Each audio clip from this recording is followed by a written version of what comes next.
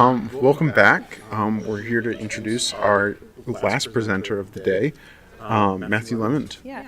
Matthew is a visiting assistant professor of motion graphics at the School of Art, Design, and Art History at the University of Tulsa. His courses cover motion, animation, interaction, branding, illustration, and UI and UX. Additionally, Matthew believes that the concept of play is fundamental to learning, so many of his projects involve gaming. Additionally, Matthew earned his Master's of Graphic Design from North Carolina State University. His research interest is reducing psychological distress in cancer patients with embodied conceptual metaphors in a serious VR game.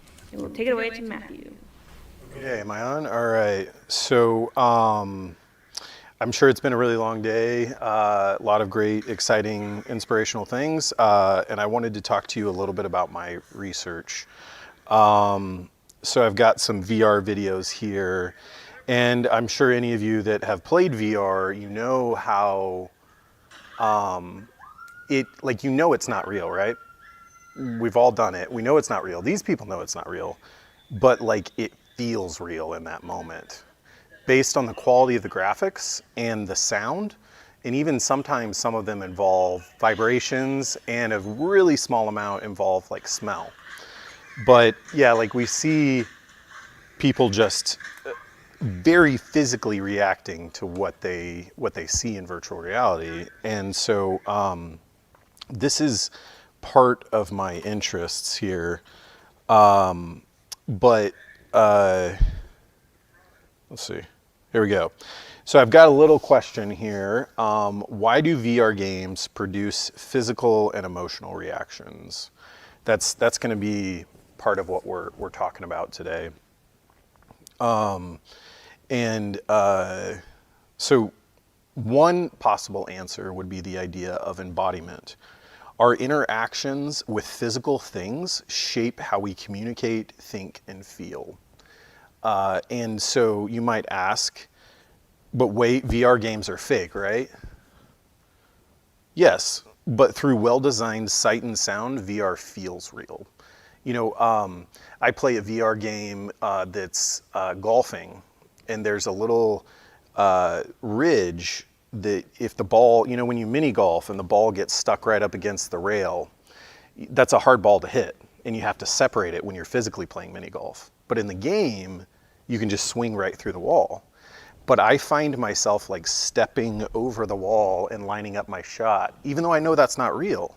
And it like the better and better the graphics get, the better that we're gonna feel like that moment is real. And look up I mean, you can look up any VR reaction videos. There's the plank one, I'm forgetting the name now, but you go up like a really tall skyscraper and you walk out into a plank and you jump off like you're soaring through the air and you're about to hit the ground. It feels emotional. Even though you know you're standing on the ground, it feels like you're falling. And I think that is something that people can use for good. And I think that that's something that people can use for bad, that emotion. And I would like to talk to you about how we could use it for good. Additionally, VR feels somewhat real through touch because of the controller vibrations. And then lastly, for a select few, VR feels real because of a fragrance device that produces a smell. And of course, with the idea of smell comes taste. That's a really select few of like experimental VR games. But like, for example, if you're a cancer patient and you're stuck in a bed and you cannot move because of whatever ails you, they can come on and pop on a VR headset. And then, so you've got the sight and sound and a little bit of feel. And then they'll have, like, imagine you're in a depressing hospital room where there's like beeping coming from down the hall. You can pop on your VR headset and be on a beautiful beach in Hawaii, let's say. And then somebody can activate the scent smell, and then you get a little bit of, I don't know, like barbecue or something like that. That is a really powerful thing that we have at our fingertips, and it's becoming more and more affordable. Like VR reinvents itself probably every 6 months. And so one of my former professors was talking to a guy that wrote the VR book, and he's like, how how do you keep up with this? And basically the answer is like, well, we don't. Like once we publish it, it's already a little bit behind, but we just keep publishing. So my name is Matthew Lemond. I'm a visiting assistant professor of motion graphics here at the University of Tulsa. And I want to talk to you a little bit more about VR. So the name of my paper and my research is Helping Cancer Patients Reduce Psychological Distress with Embodied Conceptual Metaphors in a Serious VR Game. And if that doesn't sound too annoyingly academic, I have a longer research question that I'll read to you here in a little bit. But let's break this down. But before I do that, I should say I presented this at the East Coast Gaming Conference in Raleigh, North Carolina a couple years ago, as well as at my grad school alma mater, North Carolina State. And both were really exciting opportunities. But let's get back to this breaking down the terms. So when I talk about serious games, a serious game is any game designed for purposes other than pure entertainment. Like for example, there are VR games that can help you with like dexterity and to regain mobility. There are VR games. Have you ever heard of phantom limb pain? Like maybe you've lost an arm or a leg and your body is telling you, like for example, like say I didn't have my left hand and my body was telling me your left hand is on fire right now. Some people experience that, and you can use virtual reality through therapy to try to fix that, whatever is happening in their brain. And what you do is you recreate a situation where they can see their left hand and they realize it's not on fire, and then like over time, and I'm giving you a very bird's eye view of it, but over time it's supposed to help. In the 2015, I think it was 2015 FIFA World Cup, there was a young man that they had believed was paralyzed from the waist down for a long time. And through a robotic exoskeleton that they put on him, he simulated walking every day. His body would just move lifelessly with this robot, his lower half. And they would play virtual reality of him walking. And over time, they discovered that the nerves weren't completely dead. Like that's pretty exciting. And he actually went and kicked out the first kick at the Rio FIFA games whenever, I think it was 15, 14, something like that. You can look it up on YouTube. But yeah, it's VR has this really interesting ability to move us into places that we haven't been able to go with all kinds of things. It's used in counseling with vets that have experienced really bad things and they don't want to talk to anybody. So through virtual reality, it's like a form of therapy for them. But it's specific, like it's specifically designed for the purpose of therapy or rehabilitating your limbs, or like what we're going to talk about, like reducing psychological distress in cancer patients. But it's even used with burn victims. So there is a lot of like cool things happening out there in VR, not to mention the other cool things of just like playing a game and having a lightsaber battle with Darth Vader, and you can see your hands as you're fighting him. Anyways, so yeah, a serious VR game is any game designed for a purpose other than pure entertainment. So what does embodied mean? Like I said earlier, our interaction with physical things shape how we communicate, think, and feel. And then if we talk about conceptual metaphor, this goes back to Lakoff and Johnson's research into metaphor. And conceptual metaphor theory posits that our brains map the source and target domains of an entity or action to understand the world better. And this isn't something that, I just realized I'm skipping over my notes. This isn't something that, for a long time, people thought metaphor was just this like flourish that you would put onto your language, like something fancy to do. And it's not. It's fundamental to how we think and how we talk. So if I say I'm feeling good, or I'm feeling up, or let's say I say I'm feeling down, those are both metaphorical things because I'm not physically moving up or down. And if I say, it's a really dark film, that doesn't mean that it's poorly lit, right? I mean, it could be. It could be. But what it means is that there's lots of negative, like, unpleasant things happening in it. So we use metaphor just constantly in how we think and how we talk. So with conceptual metaphor theory, you might have seen this before. It's the most popular metaphor for cancer is war, military fight, something like that. So we take something that we know, like a fight, a war, a battle, and we apply it to something that we don't really know, like cancer. Even the smartest people in the world don't really fully understand why cancer does what it does. So anyways, so in conceptual metaphor theory, we take something that we know to understand something that we don't know. And for people that are really stressed out and making really life-changing choices quickly, it is helpful to use metaphorical language to help them understand. So let's talk about cancer-related psychological distress. That's defined as negative emotions that impede everyday activities. So, so here's that question again. Helping cancer or not question, but this is the topic. Helping cancer patients reduce psychological distress with embodied conceptual metaphors in a serious VR game. But let's talk a little bit more about those cancer patients, because the first step of design thinking, the first two steps of design thinking are empathy and definition. So I'm gonna talk a little bit about empathy right now for the cancer patients that we're designing things for. And by the way, these VR games for cancer patients go back to 1999, and I'm gonna talk about that a little bit more.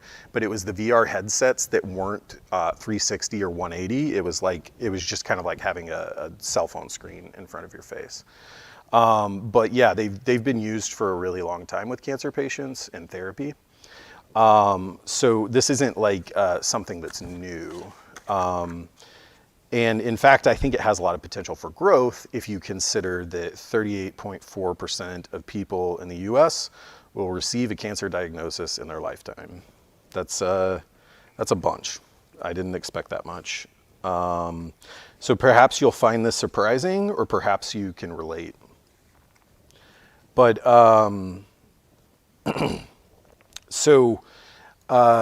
those facing a life-threatening illness are likely to experience what is known as psychological distress, or like I'm saying, cancer-related psychological distress.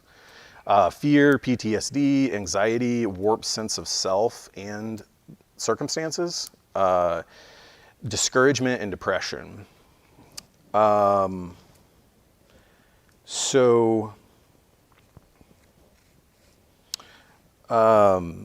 Those facing a life-threatening illness, or I've already read this, but some other bits about psychological distress that's pretty concerning. 45% of survivors, these are survivors, not people currently going through it, but after they've survived it, experience anxiety. 25% of survivors experience depression.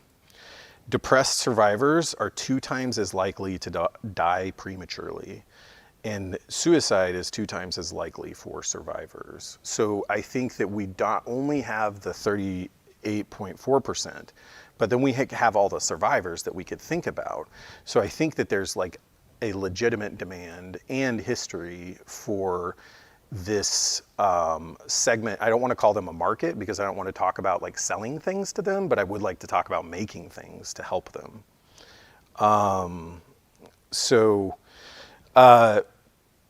Our mental activity affects our behavior, and our behavior can affect, and this is starting to get a little bit into the what classic medicine would consider questionable. This is an area of debate in medicine. How much does our brains how much does our psychology impact our physiology? And as this information is growing, there's more and more evidence that says these are related and we should treat them together. So some of the ways that how your brain works that can impact cancer is that it can impact the speed at which cancer grows in some forms. It can affect your immune system's response to cancer. The rate of cancer mutation through the discharge of stress hormones, and the cell's ability to self-destruct, which is called apoptosis. There is a growing body of evidence that says we need to think a lot about this as we're thinking about cancers spreading throughout the body. So let me catch up with my notes real quick.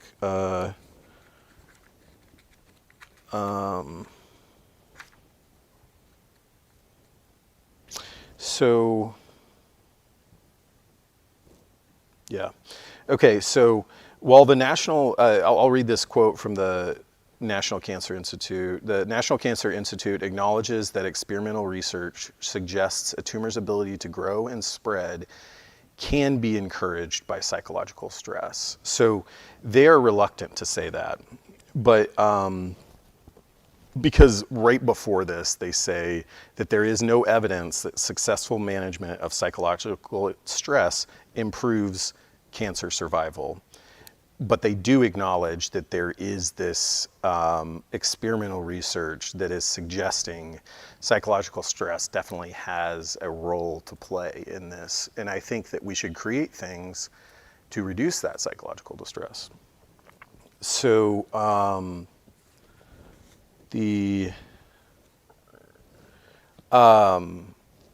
but let's back up for a second and look like big picture. Like I talked about apoptosis, like the cell has 3 kill switches that it goes through when there's something bad like cancer happening in the cell, and cancer bypasses all of those. And we don't know why. I think that there's varying degrees as to like what we think, but we don't really know why. And cancer is, at least in part, an unknown entity beyond the understanding of even our greatest minds, and it's buried in the essential elements of our biology. And here's my submission to everybody that it takes a team to fight this cancer. And as a result, we must fight it with a broad range of experts beyond traditional medicine, which includes computer simulation and gaming designers. Fearing the unknown future is a source of distress for cancer patients. And of course, there are other sources of distress, like the cost of the treatment and unwelcome changes to your body. That's a big one. And it definitely explains some of the distress that happens to survivors. And having to make immediate decisions that have lasting consequences, to name a few. But all of these point back to the fear of cancer and its unknown consequences of the future. So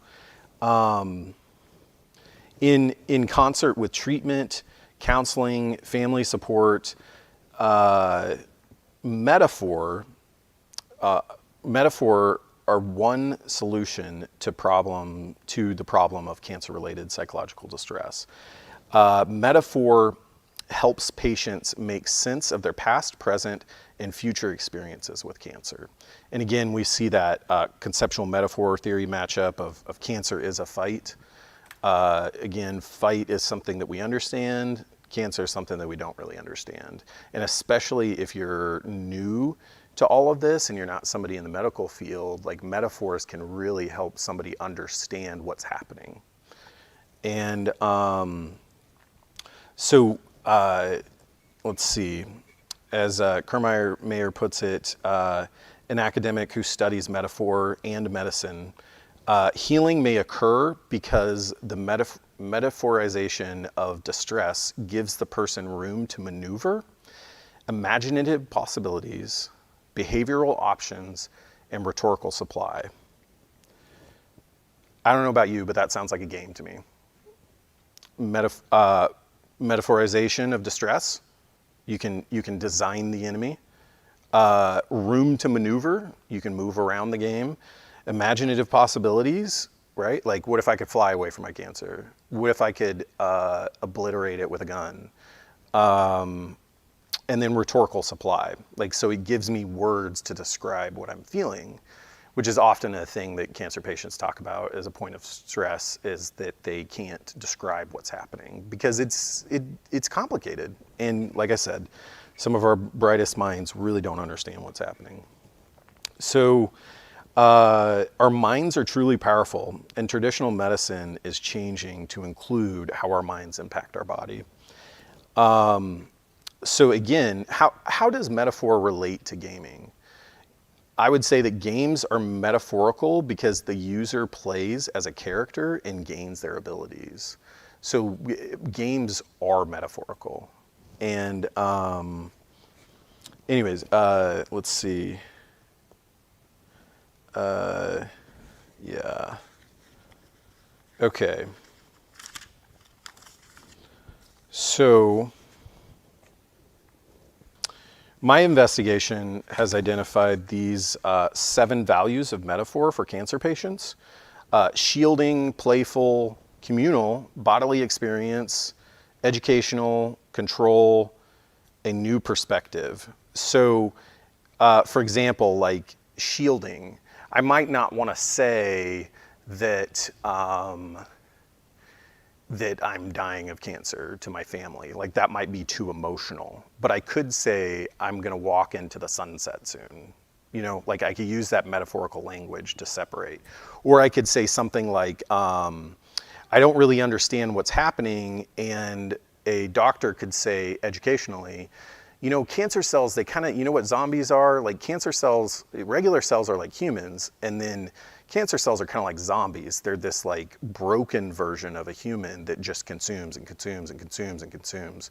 So you can use, like, obviously they aren't zombies, right? The cancer cells aren't zombies. But you can use this language to help people understand. And with understanding can bring some peace of mind. And imagine if you were in a 360 virtual environment that supported all of this while you were getting treated for cancer. There's, like I said, there's already research that goes back to 1999 that supports all of this. But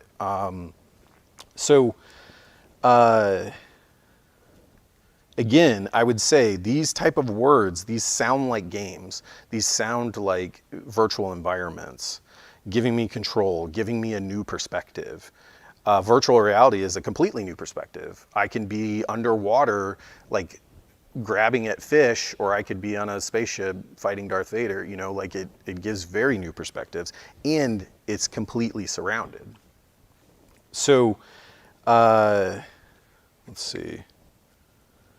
Okay, so virtual reality, it can visualize abstract ideas, it can visualize metaphors. It provides alternative metaphors. So a part of a therapy could be, oh wow, this patient has developed a really unhealthy metaphor to describe the situation. Let's create a dosage of such and such VR games that will hopefully change the way that they're thinking. This is already happening with virtual reality, and like there, I believe it's University of Southern Florida is doing this, lots of like deep gaming research and imagining what would it look like if instead of a pill, I gave you 3 games to play for the next 3 months, you know? Like that I believe this is part of our future in the next 20 years. So VR can help distance patients from cancer. So like I said, imagine that patient that's sitting in a bed and they can hardly get out and they feel awful, and everywhere they look, they're reminded of how awful they feel. But what if they could pop on a VR headset and then like go to Jupiter and, you know, like fly around or whatever? Like that's some really helpful mental things that can happen there. So virtual reality can also help to regain mental control over cancer. So it won't be a physical control, but it will be mentally a sense of control, like a sense of empowerment. So let's see. Okay, so now I'd like to talk to you a little bit about a game called Chemo.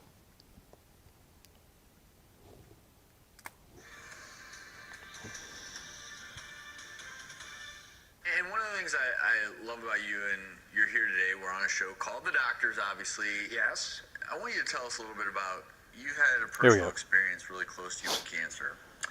I did, and I'm really happy to be here with Astellas and talking about cancer care and how technology is helping with cancer care. My mom passed away from ovarian cancer about 9 years ago, and actually that's why I did Dancing with the Stars. When she was ill, you go through the phase when you have somebody who's affected with cancer. First you figure, especially somebody with my means, we're going to fix it, no problem. And then you realize we may not be able to fix it, and then you focus on cancer care and patient care. And my mom was in the hospital for a while at the end, and every Monday we'd go there with the other ladies and we'd watch Dancing with the Stars. And this is way before I was on Shark Tank. I used to do a Canadian version of the show, and my mom would watch, the beautiful dancers and that life as an immigrant that she could never have. And she'd say, "Oh, one day, you think you'll be on Dancing with Stars." And I'd be like, "Oh, Mom, I'll never be famous enough or on TV in the States." And the show meant so much to her. So when they asked me to do it, we did it right away. I did it right away for my mom. Incredible.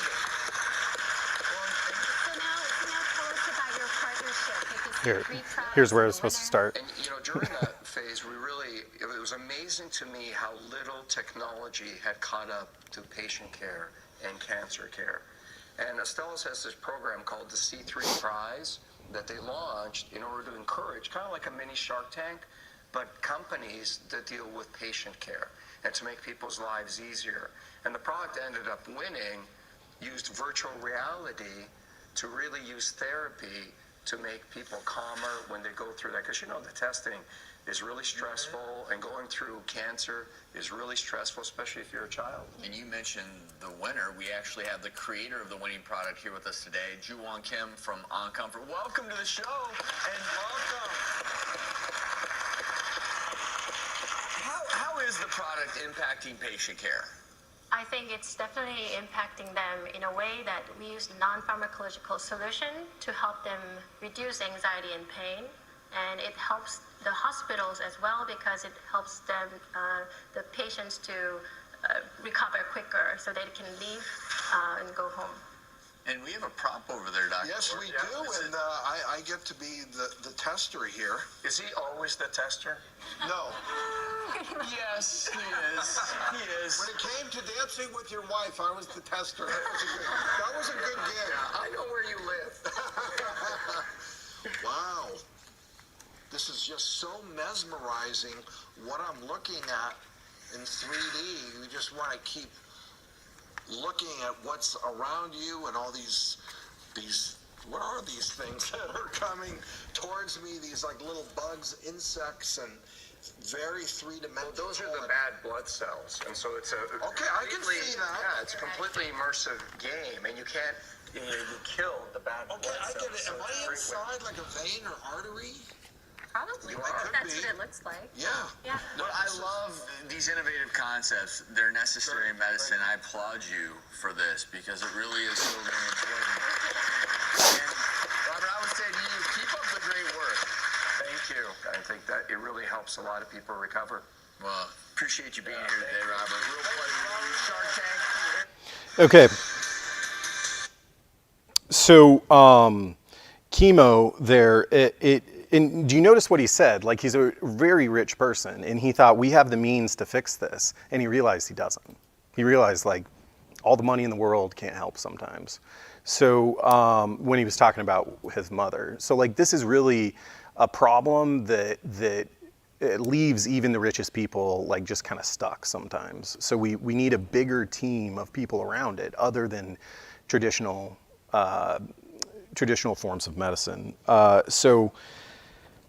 Chemo by Uncomfort is likely the only metaphorical VR game that is designed for reducing distress in cancer patients. So there are a lot of VR games that are used with cancer patients that I'll talk about, but this is one that's like specifically metaphorical. And you saw the designs. It's not very impressive. I don't know what they did with the $50,000, but like I'm sure that y'all could make something way better. And yeah, they won this humongous prize. So I think that there's a lot of potential out there for maybe it's not cancer for you, but it could be burn victims. It could be a lot of things, but there is a potential out there to incorporate gaming and medicine. And my next step with this research would be to find someone to fund it, kind of like they did with the Astralis. Yeah. Another thing I wanted to point out is that it was geared towards kids, but that makes up like 4% of the cancer population. You really need to be thinking about like people over 37 years old in design, because it's just such a tiny section of the population that they're designing towards. And you know, they also have a really cool game that before kids have to do a painful procedure, like say a serious back shot or something like that, they'll pop on the VR headset and they have to slow down their breathing. And the faster they breathe, the game reacts to their biofeedback. So like if they're nervous, the lights will start moving and characters will start running around. But the more they calm down, the more that they breathe slowly, the more the game calms down. So it's like a visual feedback to what our body's doing. And to me, that's really interesting therapy. And they're finding that they don't have to put them under anesthesia with these games, which is, anesthesia is dangerous, like for anybody. There is a lot of growth here. But basically in the game, it's a first-person shooter that that teaches adolescent patients about chemotherapy. You shoot the green cancers, you don't shoot the blue good cells. And then you fly through this like futuristic, spacey looking blood vein. Okay, so this lady, according to Dr. Susan Schneider, an associate professor at Duke University School of Nursing and an oncology nurse with 30 years of experience, by decreasing chemotherapy-related symptoms like anxiety, virtual reality has the potential to increase compliance with treatment, affect survival, and enhance quality of life. So she's written 9 articles on this, and she is the matriarch, the first one to do it in 1999. And honestly, like she would have, if the technology was there, she would be a much bigger name, but it just was like incredibly expensive to use at that time. But now, like we can pop our phones into a Google Cardboard and have this experience. So she was a little bit before her time. But I want to point out for a second, affect survival. Like that's a big claim, especially if we consider what the National Cancer Institute is saying. So like I said, she's written 9 articles back to 99. In an interview with Snyder, she described to me that VR headsets are like horse blinders because they block out all of the visual stressors. And I'm not a big advocate of people checking out mentally with video games, but I certainly am if you have some kind of like stressful event in your life, check out. Big time. And this is what virtual reality headsets do, unlike any other gaming experience, is you completely block out what's happening. So if I'm in a room of 30 people all receiving chemo, I don't have to look at them. I can go look at fish in like the Mediterranean. You know what I mean? Like, it's very therapeutic. She also told me, this is interesting, patients don't read. Like when you're receiving your chemotherapy for 2 to 3 to 4 to 8 hours, like their reading is too taxing for them. So it calls for a distraction that's a little more passive, a little more just experiential, which again fits really well into virtual reality, or can fit in well.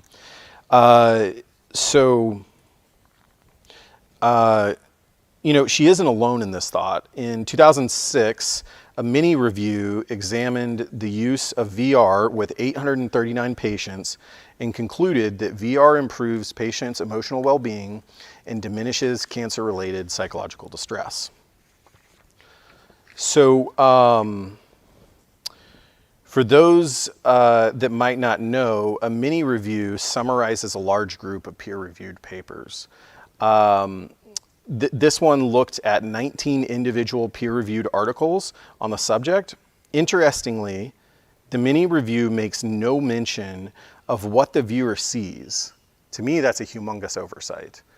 If this is supposed to be a therapy to help you, you need to be talking about what they're seeing and hearing, and they weren't at all in the mini review. It's like the whole thing, like it's the whole VR thing. Let's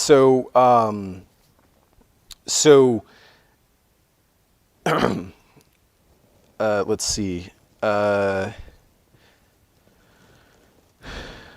And only a few of the individual articles thoughtfully examined what the users see in VR. One of the 19 did intentionally design a game, and the game was walking through the forest. And so they did talk about what they were trying to communicate visually. But it's like a large oversight by both the medical community and the people developing these games to just say like, meh, we're not gonna care about what they see. Like, so some of the articles didn't even mention the name of the VR game. So I couldn't look up anything. One individual article included the name of a VR game, but gave no description. After further research, I discovered that what cancer patients were seeing, the game that they were playing was described as a horror mystery game with like dead children and ghosts. I don't know how that passes IRB. I don't know how that was a good idea for anybody to choose. And by the way, IRB, Internal Review Board, like if you're in academia and you want to test something with users, you have to go through IRB. So for example, they wouldn't let Susan do any shooting games because they were like, nope, that's violent, not doing that. But somehow this horror mystery game got through because nobody looked into it because they weren't caring. So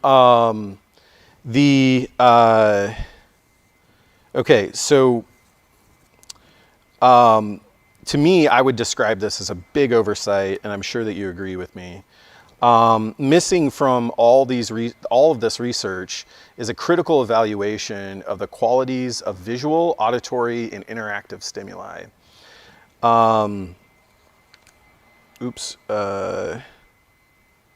This was another really informative article by Haro. It's Seeing is Believing and Believing is Seeing.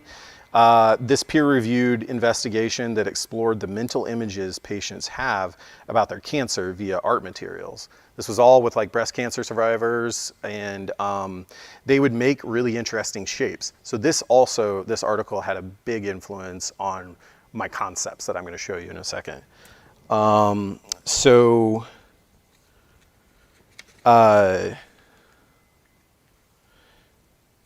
missing from this research is a critical evaluation of the patient's source of distress, the source of comfort, the metaphors they use to describe their experience with cancer, and how they can inform the plot and entities of a serious VR game. So,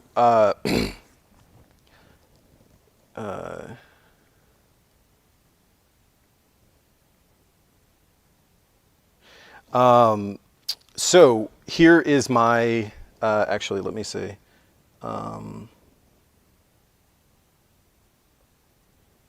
Okay, yeah.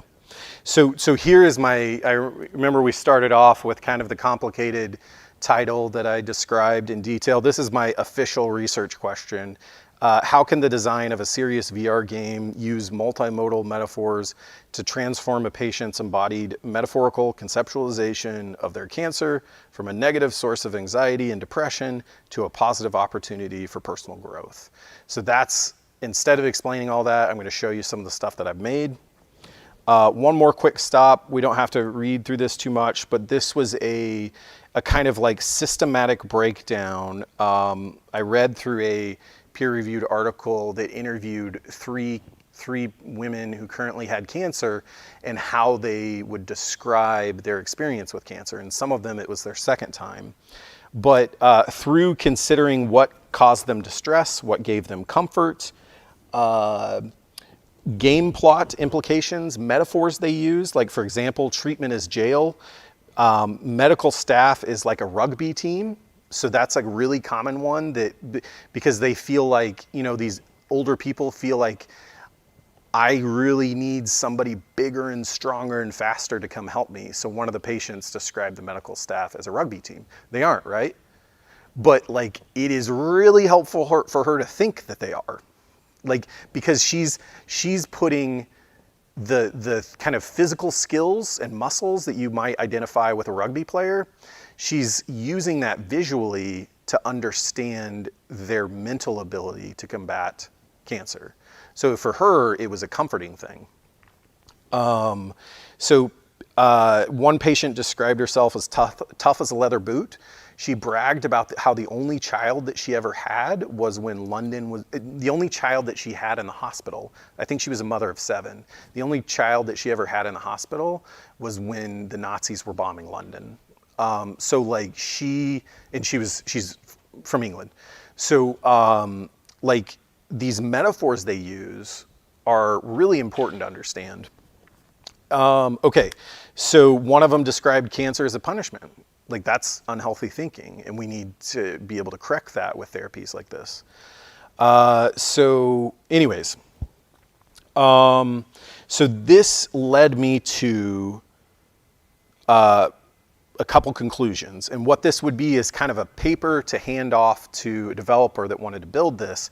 This would be like, hey, here's where you're starting. And at some point, you know, I might just fully build it out. But for now, you'll see some of my examples.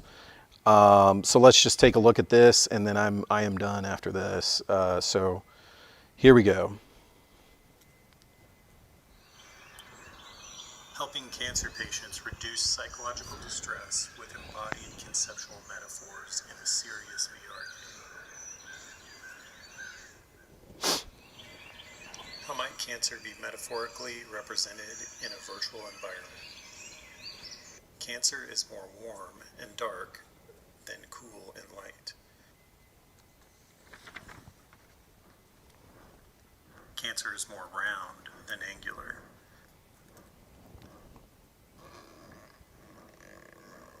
Cancer is more irregular than regular. Cancer is more appendaged than unappendaged. Cancer is more soft than hard.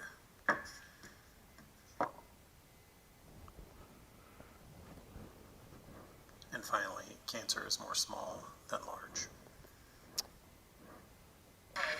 Will the treatment work? Did I do something to deserve Will your I live long? Why cancer my daughter come know back? Will the cancer come back? Why me? Fearing the unknown is a source of psychological distress for cancer patients. Concept 1, breaking out of the hospital and into nature. In concept 1, the patient is in a familiar hospital setting that is dark and depressing. This concept embodies the experience of the user as a powerful entity that can move freely. Concept 2 and 3, cancer as an obstacle the patient can control, and patient as caregiver. This concept explores the metaphor cancer is an obstacle on life's journey. Here the user finds that a cancer-like obstacle is blocking the flow of water, consequently making the river stagnant. The user can remove the obstacle, thus restoring order to their virtual world.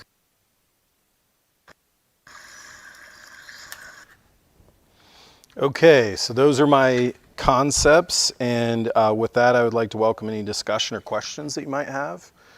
We've got about 15 minutes. Or I could play the video again if it'd be helpful to see that. Or we could just be done. Yeah. So, with the benefits that have already been studied with virtual reality, how much do you think is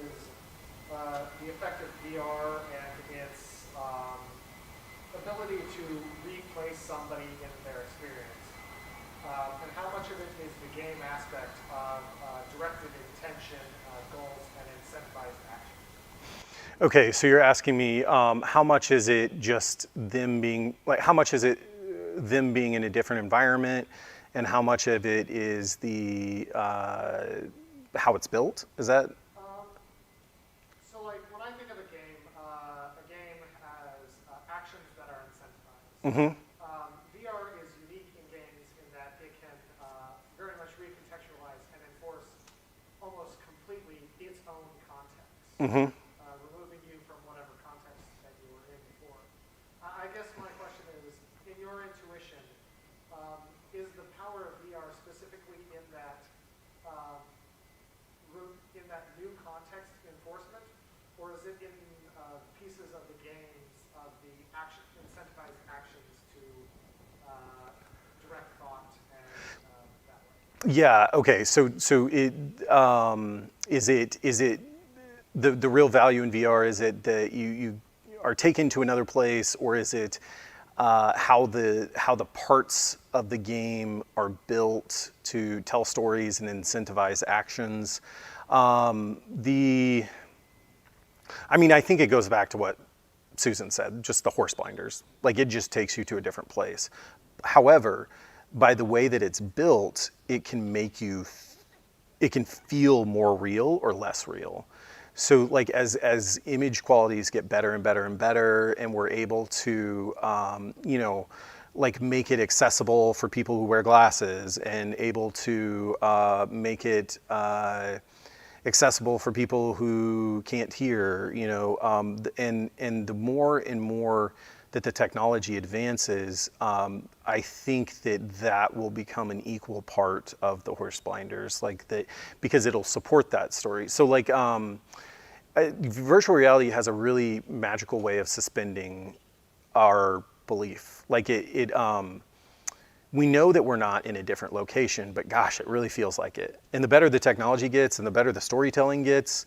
Like for example, I have an Oculus, and I have to like click on the ground to fast forward to where I want to walk to, and that really kind of takes you out of the moment. But the more advanced systems that you can walk around a little bit, then those start feeling real. So I think the stronger component is the horse blinders, but I think that that is changing, or it's becoming equal, I guess. But yeah, any other thoughts or questions?